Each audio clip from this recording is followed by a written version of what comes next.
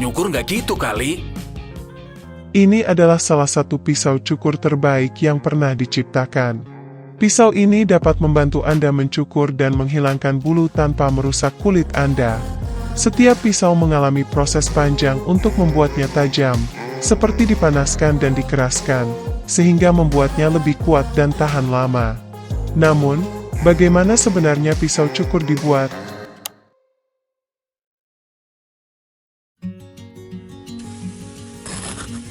Manusia sudah mencukur diri selama ribuan tahun, menggunakan pisau zaman dahulu. Alat ini telah menjadi bagian penting dari perawatan pribadi dan kebersihan masyarakat. Bahkan di Mesir kuno, orang pertama kali menciptakan alat untuk mencukur, seperti pisau cukur yang terbuat dari bahan seperti perunggu. Seiring berjalannya waktu, kebutuhan untuk mencukur semakin meningkat. Orang-orang di Yunani dan Roma juga membutuhkan alat ini, sehingga peralatan khusus pun diciptakan. Pencukuran adalah sesuatu yang sangat penting, bahkan di antara orang Romawi, yang menganggap tubuh yang dicukur sebagai simbol keindahan. Selain itu, para prajurit biasanya mencukur sebelum pergi berperang, agar musuh tidak dapat mencengkeram janggut mereka selama pertempuran, yang dapat menjadi kerugian besar. Pisau-pisau awal terbuat dari bahan seperti besi, tetapi seiring berjalannya waktu, mereka menjadi lebih halus dan mulai menggunakan baja. Para pengrajin terus meningkatkan kualitas dan keamanan pisau cukur ini. Kini, risiko pemotongan saat mencukur sudah jauh berkurang, karena alat ini telah sangat ditingkatkan dan diperbaiki. Pada pertengahan abad ke-19, muncul tempat cukur pertama kali, diikuti oleh penemuan silet pertama yang terdiri dari dua bagian. Silet ini memiliki dua mata pisau dan pegangan yang bisa digunakan kembali dengan cepat. Produk ini segera menjadi populer dan menggantikan pisau cukur tradisional. Ini merupakan inovasi silet pertama yang efisien dan mengurangi risiko luka selama proses bercukur. Kemudian, Gillette muncul dengan ide menciptakan silet yang tidak hanya efisien, tetapi juga sekali pakai dan terjangkau secara ekonomis. Kebutuhan pribadi ini kemudian dibagikan dengan laki-laki lainnya, dan ide ini akhirnya menjadi sukses besar. Seiring berjalannya waktu, pabrik mereka terus meningkatkan kualitas silet, membuatnya lebih canggih dan lebih mudah digunakan.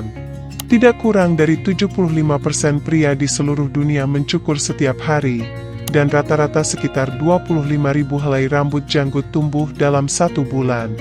Rambut ini tumbuh dengan panjang maksimal sekitar 12 mm per bulan.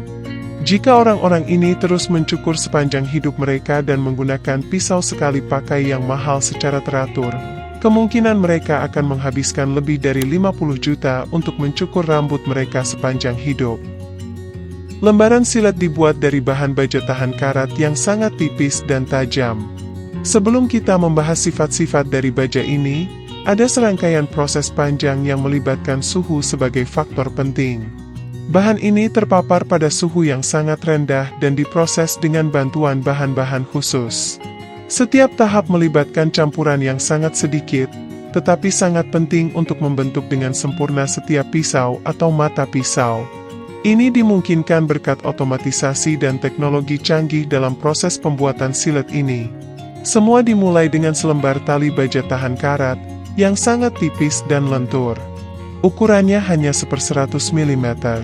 Proses dimulai dengan menggunakan mesin bor, di mana tali ini digunakan untuk membuat lubang-lubang awal pada bentuk dasar pisau. Proses ini dikenal sebagai tahap awal pembentukan baja tahan karat. Pada tahap ini, bahan masih sangat lunak dan fleksibel, mirip dengan kertas. Itulah sebabnya proses berikutnya melibatkan 4 tahap perlakuan termal. Ini membuat baja menjadi keras dan lebih tahan lama. Langkah pertama dalam proses perlakuan termal adalah memanaskan bahan hingga mencapai suhu 1100 derajat Celcius selama 30 detik. Langkah kedua melibatkan tahap tempering, di mana bentuk silet direndam dalam air dingin untuk jangka waktu tertentu, lalu bilahnya dilewatkan melalui ruang pendingin pada suhu 50 derajat di bawah 0 selama 20 detik.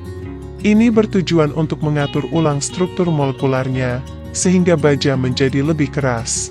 Meskipun langkah ini juga membuat bahan menjadi rapuh, Langkah selanjutnya adalah memanaskan kembali bahan pada suhu 1100 derajat Celcius selama 20 detik.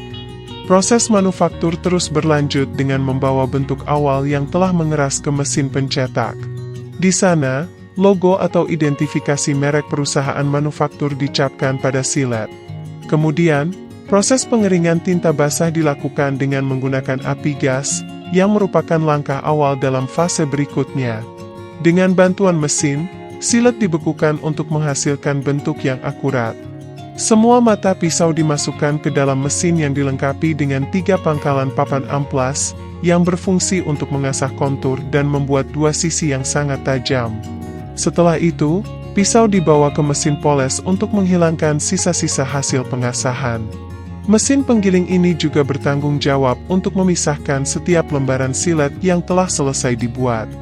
Proses kontrol kualitas dimulai di Amerika Serikat pada tahap ini, di fasilitas peralatan laboratorium produksi. Perusahaan manufaktur mengambil sampel silet dan menguji berbagai aspek, seperti karakteristik penggilingan, untuk memeriksa apakah memenuhi standar kualitas. Mereka juga memeriksa sudut ketajaman pisau. Namun, kontrol kualitas tidak berhenti di situ. Semua mata pisau diperiksa secara cermat oleh teknisi untuk menentukan apakah ada cacat minimal pada mata pisau tersebut. Mata pisau ini kemudian dikelompokkan dalam set yang berisi 800 mata pisau dan diberikan pencahayaan yang sangat terang pada tepi mata pisau tersebut. Proses pencahayaan ini memungkinkan deteksi cacat apapun pada mata pisau secara langsung, dan jika ada mata pisau yang rusak, maka mata pisau tersebut akan segera dihapus dari proses pengujian atau kontrol kualitas, sementara sisa produksi terus berlanjut. Bilah-bilah tersebut kemudian dibersihkan dengan pelarut untuk menghilangkan segala kemungkinan kontaminasi dan kemudian dikeringkan. Setelah bilah bersih dan kering, mereka dipindahkan ke dalam kamar vakum, di mana lapisan dasar krom diterapkan pada permukaannya. Lapisan ini membantu memperluas area bagian tajam, membuatnya lebih keras, dan meningkatkan ketahanan terhadap aus. Nozzle khusus digunakan untuk menyemprotkan lapisan ini, yang membantu silet meluncur dengan lembut dan nyaman di kulit, memberikan pengalaman yang aman dan menyenangkan.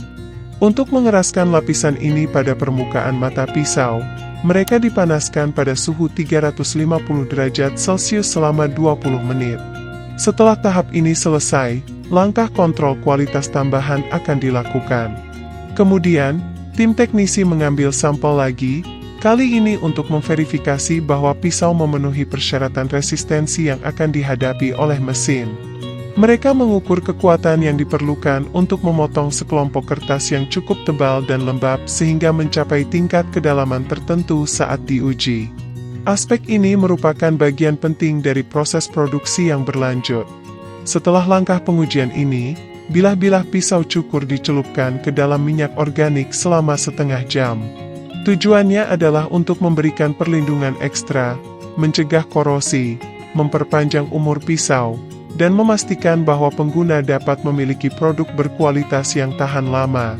Beberapa waktu kemudian, setiap mata pisau dikemas satu persatu dengan kertas lilin di jalur produksi. Kertas ini tidak hanya memberikan perlindungan terhadap korosi selama penyimpanan, tetapi juga cukup tahan lama untuk menjaga mata pisau tetap tajam saat dilindungi olehnya. Dengan ini, pisau cukur dalam kemasan siap untuk didistribusikan ke berbagai titik penjualan.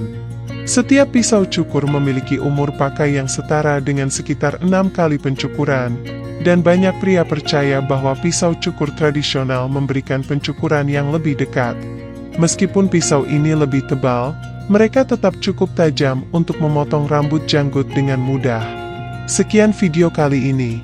Jangan lupa like dan share video ini dengan orang lain yang mungkin tertarik. Jangan lupa juga subscribe channel ini dan aktifkan lonceng pemberitahuan agar Anda tetap bisa melihat video terbaru kami. Terima kasih telah menonton. Sampai jumpa.